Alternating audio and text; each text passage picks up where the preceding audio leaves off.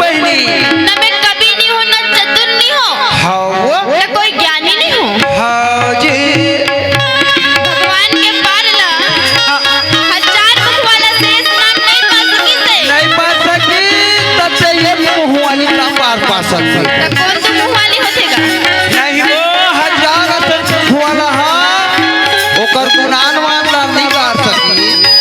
तब से ये मुँह वाली है तो हम सब आदमी एक मुँह वाला कौन नहीं रहा है वो मुँह वाला। तो मैं तो आपे मन की लइका हराऊं। हाँ मैं का भगवान के बखान कर सकत हूँ? हाँ जी भगवान के पार ला कोई नहीं पा सके। नहीं पा सके तैया पार है नदिया पार है नरवा पार है वहाँ खेत थार के घलो पार है लेकिन भगवान के कोई पार नहीं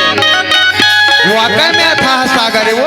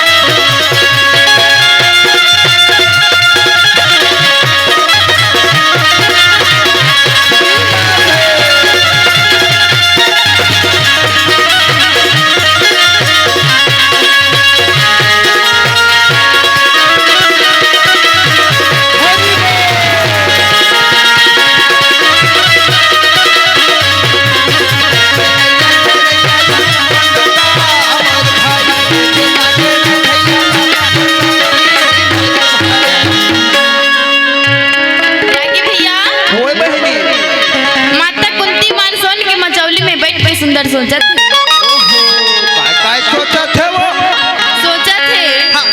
कि चारों बेटा के शादी ला कर डरे हूँ कर डरे हो दाई मगर नकुल के शादी ला नहीं करे ओकरे बात के है वही बेटा के एक आप कौन मोर पर का सोच हां जी एला सोच के माता कुंती के दोनों आंख में आंसू अब भीमसेन चंदवा डोंगरी के रहला वाह भाई वाह जान खतरा के चंदवा डोंगरी कैसे नहीं जान हुआ भीम खोज खल्लारी कथे ओकर बगल में है देदनी होई का बात ओम बड़े जान भीमसेन के मूर्ति अभी भी खड़े दंग ले त कैसे नहीं जान हूं बढ़िया जान डरिस का हां भीमसेन चंदवा डोंगरी के रहा हां जी और वहां लगन मूल फल खा के वाह भाई वाह और कांदा डोंगर ले उतर के सीधापन घाट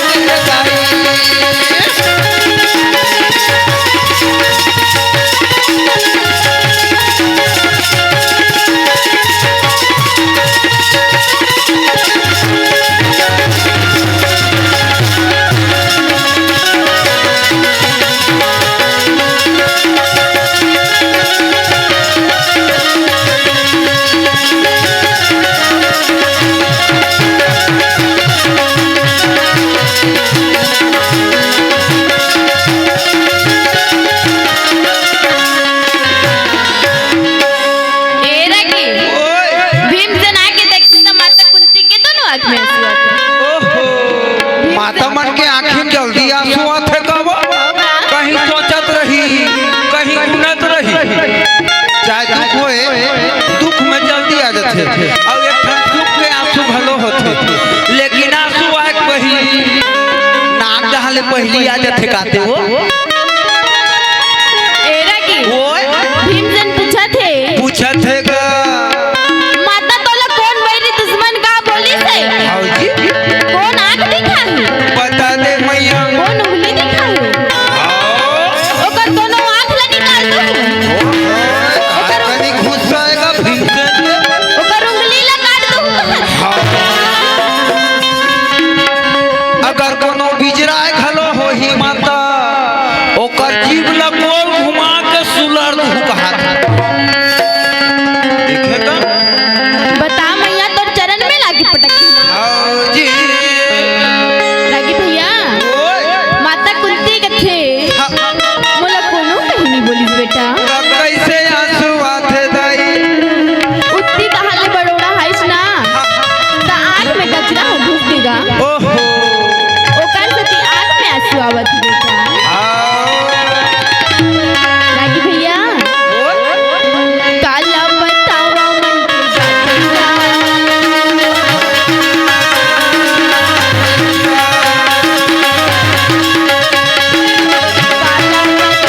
के काटिला मैया सोचन लागे भाई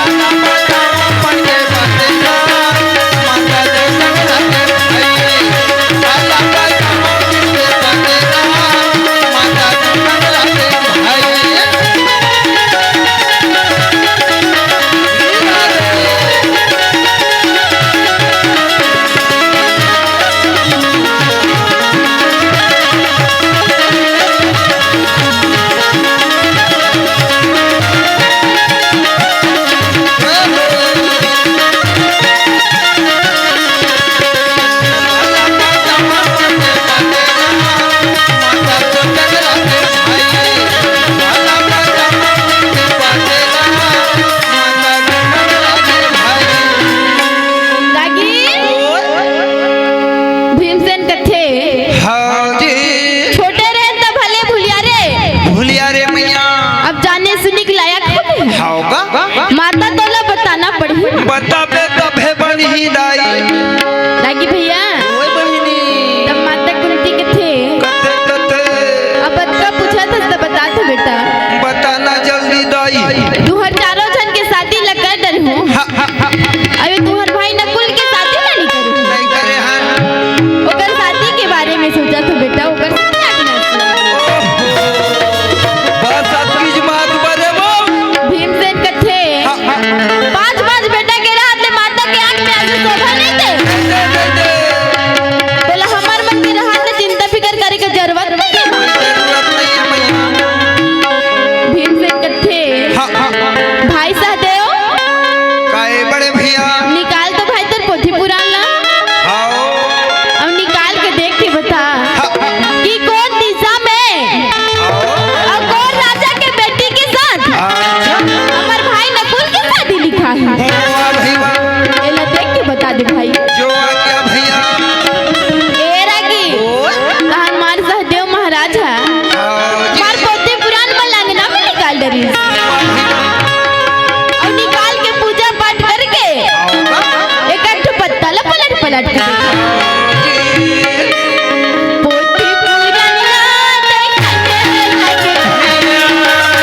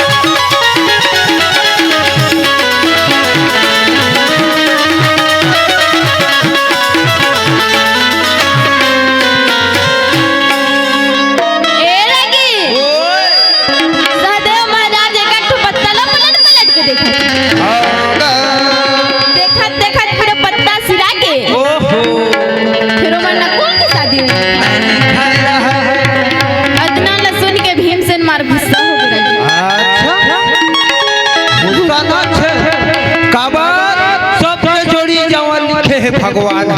अब ओकरे भाई के नहीं लिखी तो नहीं गुस्सा लागेगा अब वो भी भीमसेन का हाथ लागे अरे अरे गुस्सा वाला नहीं होई रागी भैया ओए बहनी भीमसेन गुस्सा हो इस तक थे हाँ ए पोथी पुराण में हमार भाई साहब नकुल के शादी नहीं लिखा है अच्छा तो एला रख के क्या करबो होगा एला पूजा पाठ करके रखना बेकार है बेकार नहीं बेकार छे तो एला कैसे किया जाएगा ये तरिया इतना नियम लेके ठंडा कर दिया जाए इतनी होती नहीं सोचिस भीमसेन होगा मार बड़े जान पंछाला बिछा डरिस हाँ जी अब बिछा के मार पोथी पुराण वाला मोटरा में बांध और बांध के मार मुंह में बोह के खड़े हो गिरा वाह भाई वाह तो माता कुंती के थे हाँ जी एला हमन पूजा नहीं करन ते नहीं करन मोर बेटा मोर हीरा मोर कलेजा मोर दिल के टुकड़ा घलो कथे वो ए संसार के मन नहीं करही होगा फिर लते तरिया में ठंडा मत कर भी मत कर मोर लाला वो तो कागरो बदला मान पे नहीं करत है का नहीं सुने सुनी सपन मान के चली सपन मान के हरि के नहीं माने बेटा करते माने लाला कैसे मैं तोला समझावना ये हंसी नहीं माने बेटा हंसी नहीं माने लाला कैसे मैं तोला हरि के नहीं माने बेटा करते नहीं माने लाला कैसे मैं तोला समझावना ये हंसी नहीं माने बेटा हंसी नहीं माने लाला कैसे मैं तोला ये काम चलवा बेटा कैसे मैं तोला समझावना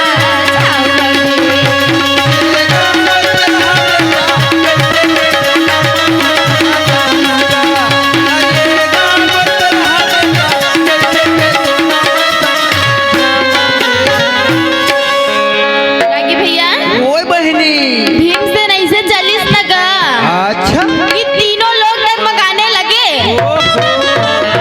कैसे नी डगमगा ही वो महाभारत पुराण कथा है और रामायण ग्रंथ है और भागवत महापुराण है और पंचांग हलो है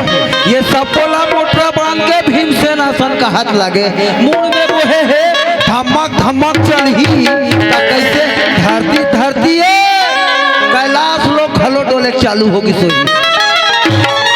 माता पार्वती देख के जाना घबरा गया ओहो कहना माता पार्वती भोलेनाथ में जगावत है अच्छा हे भोले हाथ जोड़ भोले कैसे कथा रागी तेहगा मैं बने कथवो माता पार्वती हा लोटम पानी धर के की सोही काबा ये जगाल जात होदाई अब ये दिन और रात अखिल मुंडे रथे ऊंची तहन मुंह कान मोड़ हाथ ला धोली की के वो उसने नो हैगा ता कैसने हरेगा भगवान भोलेनाथ हा, हा, हा। हर हमेशा ध्यान में लीन होके बैठी रहती रागी अच्छा माता पार्वती जगा जगा के थकेगा ओहो काबर की जागत है वो बताओ बताना का वो हा गांजा ला दू तीन चिलम का मोड़ दे होही और भंगिया आखी गाला नहीं खोला थोई काबर गांजा वाला माला में देखे तू छन मैं ओकर तीर में बैठे रहे हूं रात मन पीछे काय काय कथे सुन हूं ऐसे की के वो एक झन चिलम ला धरी गांजा भराए भाई चिलम में और एक झन माचिस ला धरी अब वो माचिस वाला लेन जी का हाथ होला हाउ अब वो काय कथे रा रा रा पहली कहान दे जय भोले के बूटी कांटा गाड़े खूटी दम लगे सो आजा आसन से पाजा जय भोले हाथ गोड़ धोले जवानी भला होले बाबू बुढ़ापा में रोले ऐसे किहिस वो और सरसल ले तिरिस और सरसल ले का तिरिस फरफल ले मोरे डहर फूक दिस फूके बर फूकी लेकिन वो कर कुहरा गजब के लागी और का कुहरा गजब के लागी उकर मंत्र नहीं भूला ऐसे प्रकार के भोलेनाथ तो को नहीं तीर तो नहीं दे हो ही कथो वो एरा की माता पार्वती जगा जगा के थकेगा अच्छा ये लाल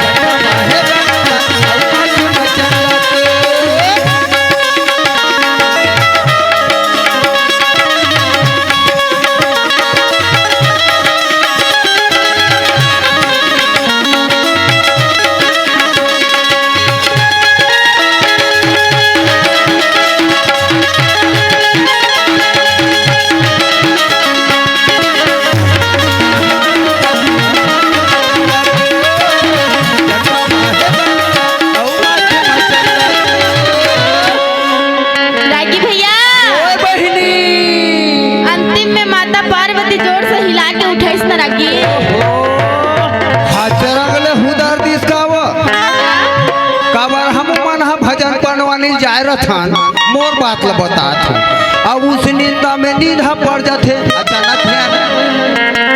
अब एगो ऐसे की को उठा ही तनी झझक जाबेगा झझकबे तलाक बात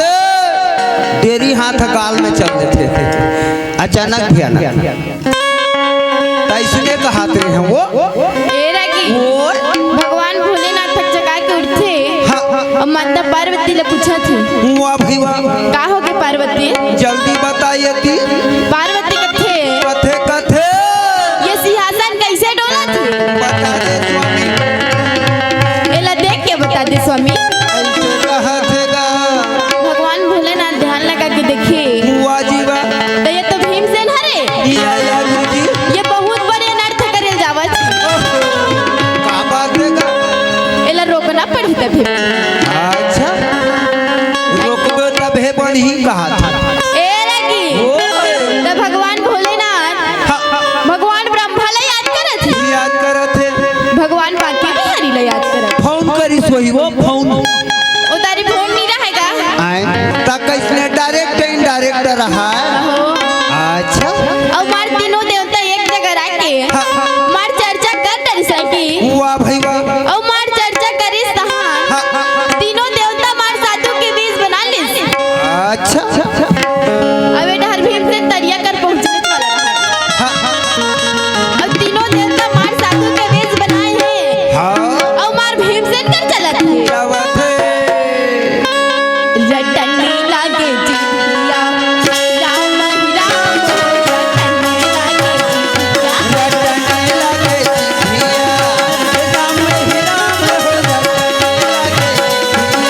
रटने लागे जिया राम ही राम रटने लागे रटने लगे जिया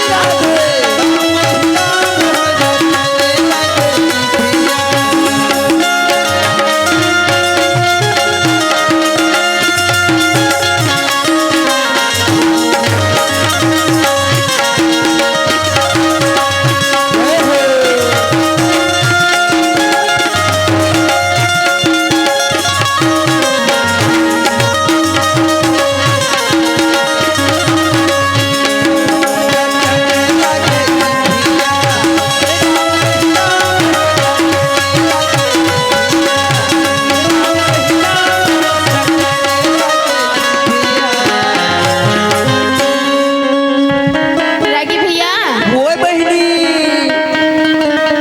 मार तीनों देवता मार साधु के वेश बना है अच्छा अब इधर भीमसेन तरिया कर पहुंच गए ओहो अब तनी तीनों साधु पहुंच के काय कथी बताऊंगा काय कहीं मैं बताओ बताना ओ मन तीनों भगवान हाँ साधु के भेष बनाए बर तो बना डरे और भीमसेन के एक बांस के धुरिया में और चिल्ला के कहा थे जय करे बेटा भीम भला कर ही भगवान बाबू ये 100 साल में पल्ला दौड़बी तोर मात के रेखा बता थे तोर चंडी बरा थे तोर कोठा कोटम 3 अगरबत्ती जलाबे 151 चढ़ाबे और मुराद के मत देखे ऐसे नहीं कहा थो ही वो ते कबले फटकी बन के इसका मैं भटरी वटरी नहीं हो दाई मैं पहली लखनपुर में 2-4 साल ले रही हूँ ओकर बाद 20-25 साल हो गए फिंगेश्वर के पास बोरिद हमार गांव वो बोरिद में आज है 25 साल हो तो उनकर मन के याद नहीं भूला है गोठ बात हरु हरु हरु हरु प्रेम सुल शंकर भगवान की भूतेश्वर नाथ की भूतेश्वर नाथ की तरफ से छबिराम पटेल भगवान के चरण कमल में 101 रुपया श्रद्धा स्वागत करे भैया। भगवान ओकर जीवन हमेशा सुख समृद्धि प्रदान करे, अन्न धन लक्ष्मी और सुख समृद्धि के प्रदान करे। प्रेम से लोकर श्रद्धा भक्ति की जय हो। कुटुंब परिवार की जय। प्रेम से नंदन भगवान की जय। जय हो वे भैया तोरी जय हो बंगा दान के दे बंगा तोरी जय हो जय हो भाई तोरे जय हो दान के दे भैया भैया जय हो। जय हो वे भैया तोरी जय हो बंगा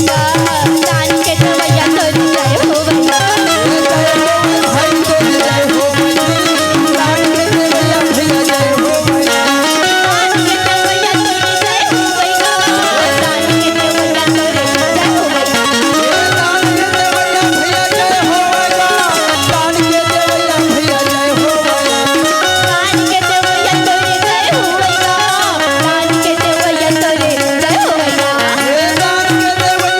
भैया भैया जय हो। दान के दे भैया तोरी जय हो बंगा दान के दे भैया तोरी जय हो बंगा दान के दे भैया भैया जय हो दान के दे भैया भैया जय हो।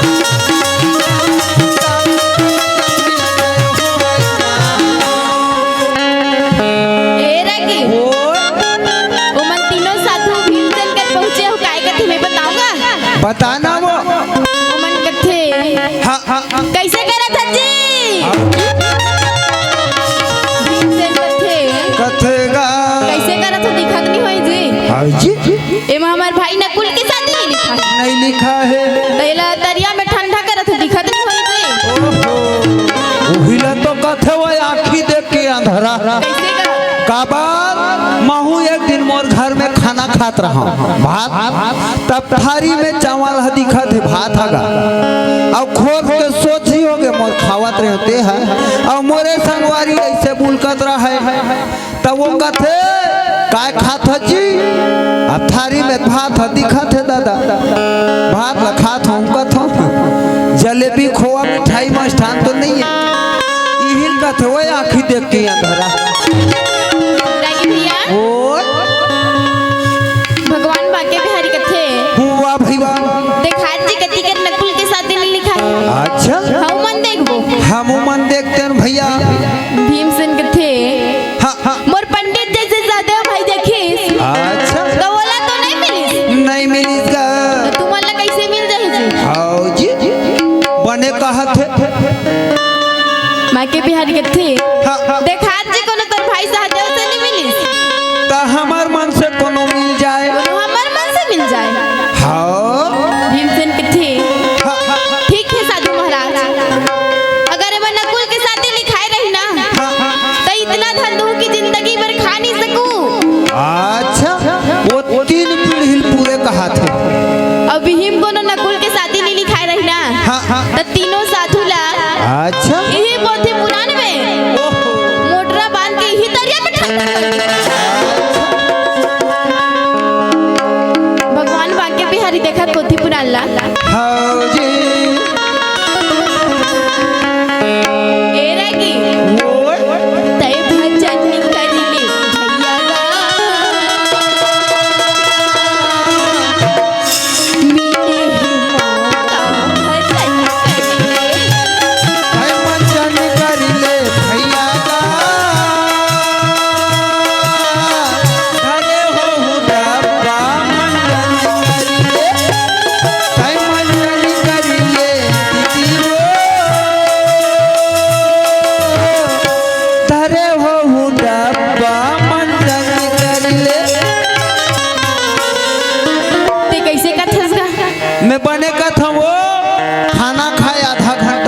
ज्यादा पे नहीं होत और खाना खाबे तहन चुलुक लागथे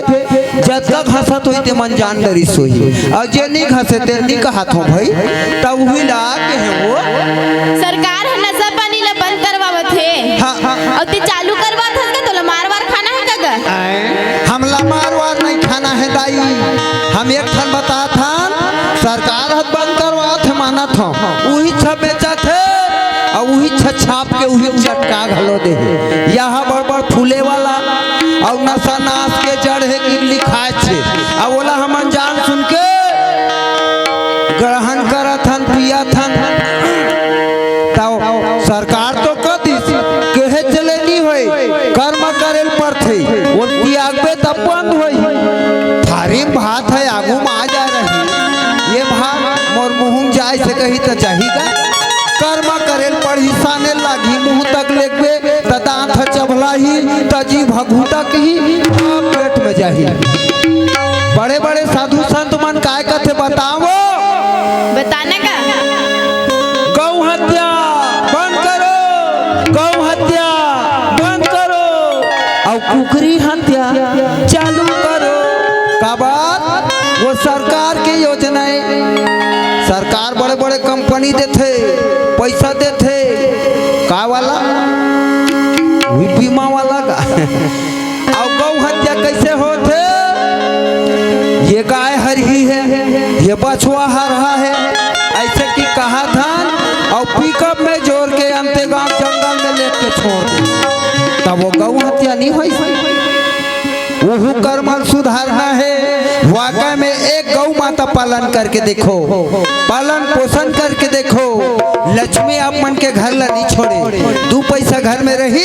और वाकई में एक पेड़ लगा के देखो साल भर में आम का पेड़ हो तो आंवला का पेड़ हो कोई भी पेड़ हो बिल्कुल भगवान घर परिवार ला सुखमय शांति प्रदान कर ही आगे बढ़ा ही और गौ माता छनी रही तो गौरी गणेश कामा बना हूँ बर्दी हम नाचला 30 साल के बाद बोरी गाँव के मोरे पारक मोरे घर के बाद अब हमारे घर 2-3 ठन गाय गरू रखे हैं गरू नहीं कहा गाय गरुआ रखे हैं तब एक झन गोबर देंगे ऐसे कथे हमन गोबर देबो का कोठा माल है अब वो गोबर मांगेला है काबर बर्दी है यही तहना असिद्धि ही के अब गौरी गणेश पर तो ज्यों त्यों का धन कोई झन पोसे है अब कल के डेट में गाय गरुआ नहीं रही तब असिद्ध पर तक कोनी रहे गौरी गणेश बनी रहे लाल लाल बाल बच्चा का हो ही लुटुर लुटुर घूमते दिख रे गोबर के बनाही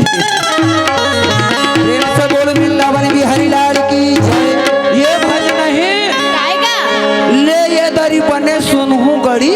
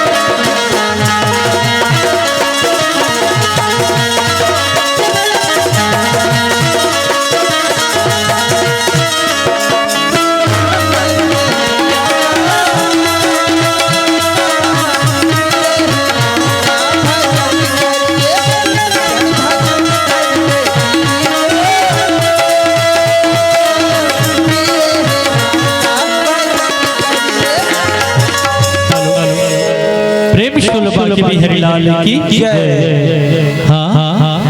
अंजित पटेल और व्यास पटेल की ओर से भगवान श्री बांके बिहारी के चरण कमल में 50 रुपया अक्षत स्वर्ण भेंट। भगवान ओकर जीवन ला हमेशा सुख समृद्धि प्रदान करे, अन्न धन लक्ष्मी के पास हो। और यही कड़ी में चमन और दुर्गा पटेल की ओर से 20 रुपया भगवान का जीवन हर एक मनोकामना ला पूर्ण करे, अन्न धन लक्ष्मी के वास हो। प्रेम से लोग श्रद्धा भक्ति की, कुटुंब परिवार की जय। होमन होम लाल निर्मलकर की ओर से और पार्क निर्मलकर की ओर से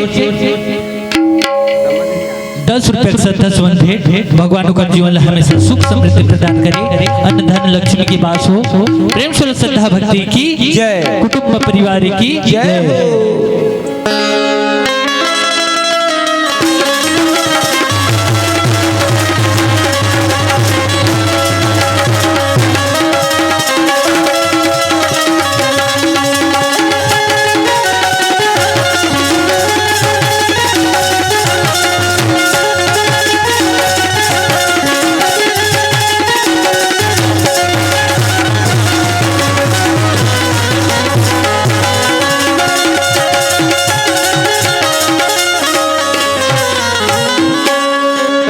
रागी भैया, ओए बहिनी, भगवान बाके बिहारी देखा कुलदीप राला अच्छा देखा तो ओकरो से पूरा बदस लागी। ओहो, फिर तब भोले नहीं मिली सुहुला। नकुल की शादी नहीं लिखा है। अच्छा तब भगवान बाके बिहारी हुआ भैया, मारा बना के काजल ला बना ली सिहाई, बाबूजी और मजूर के पिगला बना ली पेन, और मार कोंडा में लिख दिस रागी नकुल की शादी। अच्छा कहाँ लिखा थे वो बताऊंगा, बताना। सिंदूरगढ़ में अच्छा राजा सिंदूर साय हुआ भैया, और सिंदूरामती के बेटी ये आया गुरुजी, मूंगामती के साथ नकुल की शादी। बड़ी हंस बात है। अदना लहसुन के मार भीमसेन खुश हो गिरा गी। अच्छा मार खुशी के मारे ओकर मन गदगद हो गए, हुआ भैया,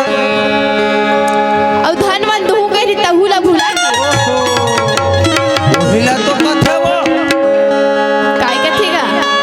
एक मन के अगर चिरई नहीं होए घाघर कथे, कहीं के रही तो कहीं पा जाते तो हम के रहते तेला भुला जाते। और मार खुशी खुशी अपन घर डहर चले आती। हुआ भैया, मार गाना गावत गुनगुनावत आवत बिन का गाना गाथे वो राधे राधे जपत जो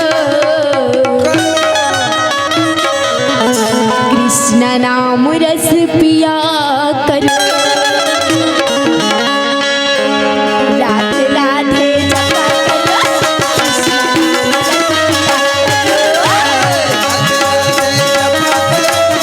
कृष्ण नाम रस पिया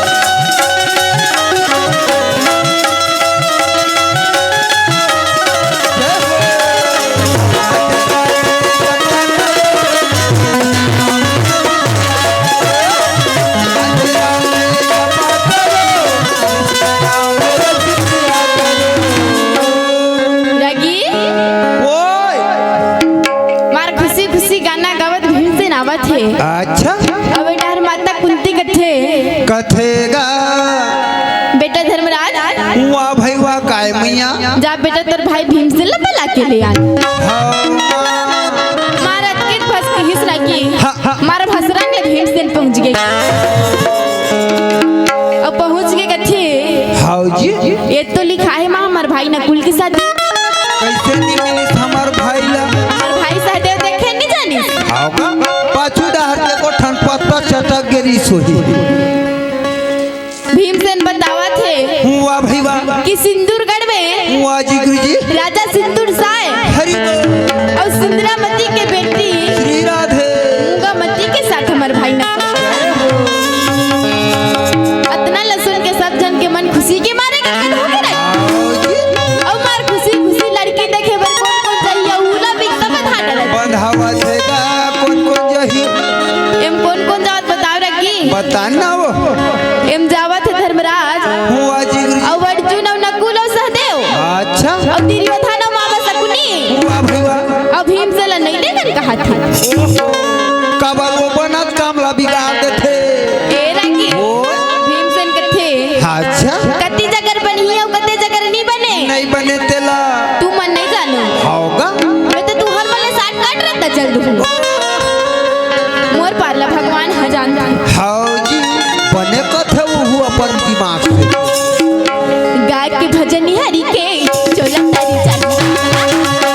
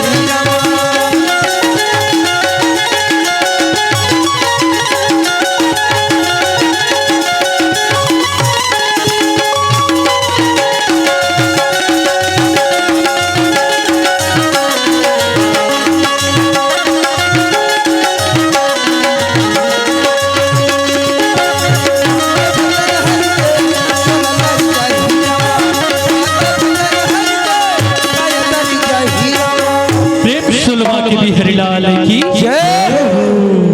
हाँ ग्राम पंडरी पानी के पावन तनय मानस परिवार भैया मन की ओर से 20 रुपए का श्रद्धा सुमन भेंटा है वो भैया मन के मानस मंडली हमेशा चलते रहे देश विदेश पूरा छत्तीसगढ़ नहीं पूरा देश विदेश में कर नाम चले पवन तनय मानस मंडली की जय पवन तनय मानस मंडली की जय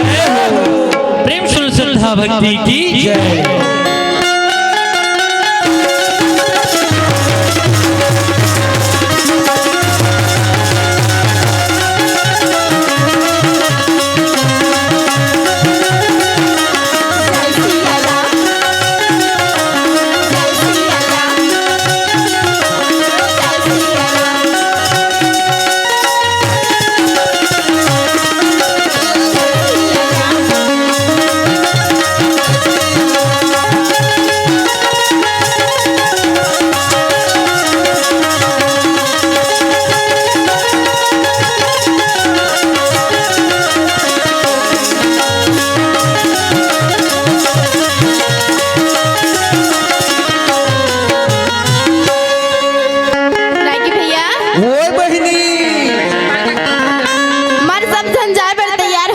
अच्छा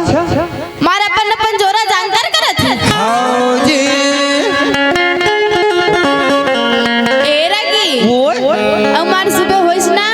हाँ हाँ तमार सब जन जाए पर नहा खोर के तैयार है अच्छा चावलदार कपड़ा लत्ता सब ला जोर जुरा के सो गे तब सुबह घलो हो गे